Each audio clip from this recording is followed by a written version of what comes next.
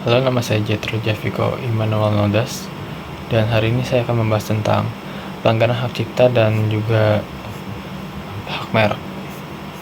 Yang pertama dari pelanggaran hak merek, yaitu kasusnya adalah penggunaan lagu Lagi Cantik tanpa izin dalam iklan komersial. Pihak yang terkait tersebut adalah pencipta dan penyanyi, yaitu Siti Badriah. Pemegang hak ciptanya adalah Naga Suara Musik.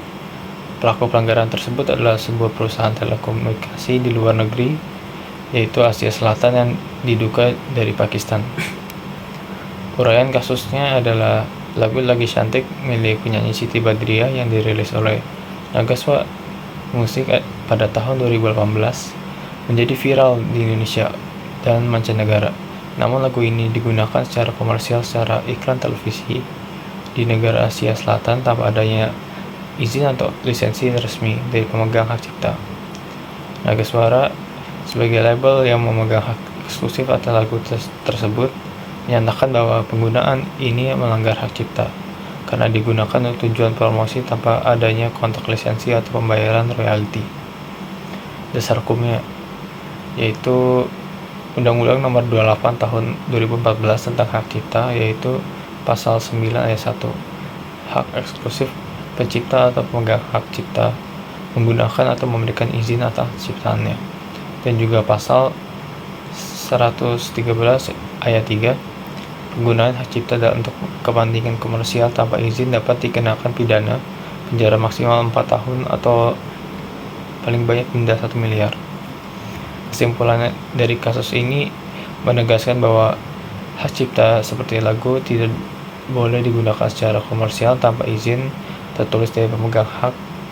Ini penting untuk melindungi pendapat dan hak moral pencipta.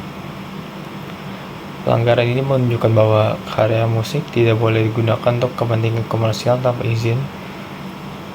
Meskipun kasus ini tidak sampai ke ranah pengadilan internasional, Naga Suara mencegah keras dan mempertimbangkan tuntutan hukum.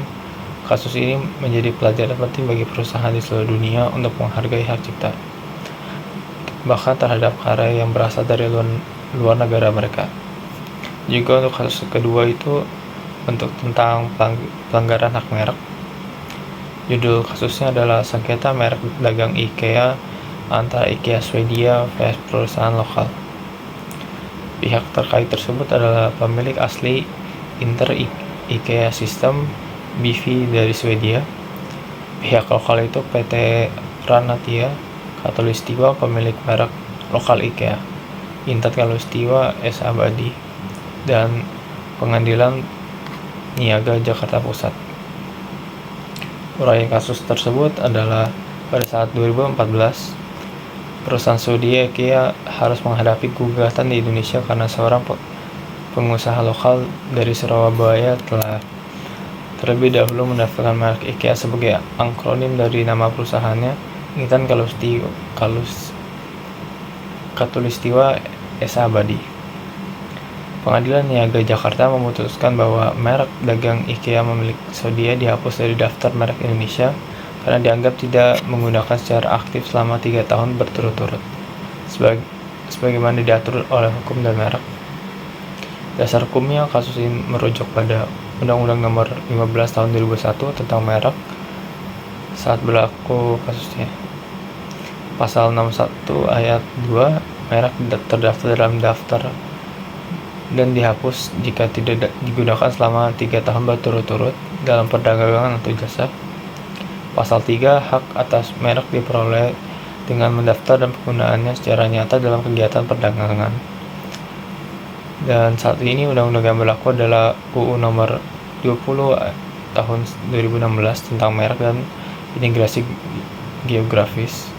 Kesimpulan dari kasus tersebut adalah kasus kali ini menjadi pelajaran penting bagi pemilik merek internasional untuk aktif menggunakan mereka di Indonesia setelah pendaftaran agar tidak kehilangan hak eksklusif mereka atas nama dagang mereka.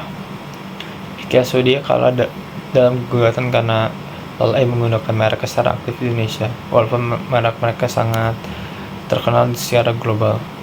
Kasus ini menyadarkan bahwa perusahaan multinasional dan pentingnya pendaftaran dalam menggunakan merek secara aktif di Indonesia tempat mereka beroperasi.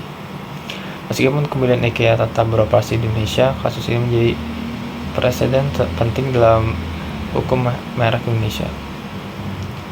Kesimpulan umumnya dari ini semua, pelanggaran dalam IPR baik di bidang hak cipta atau hak merek dapat merugikan pencipta maupun perusahaan dalam bentuk kerugian material, reputasi, dan hak hukum.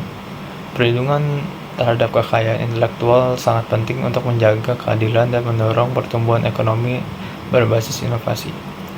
Mungkin sekian dari saya. Terima kasih.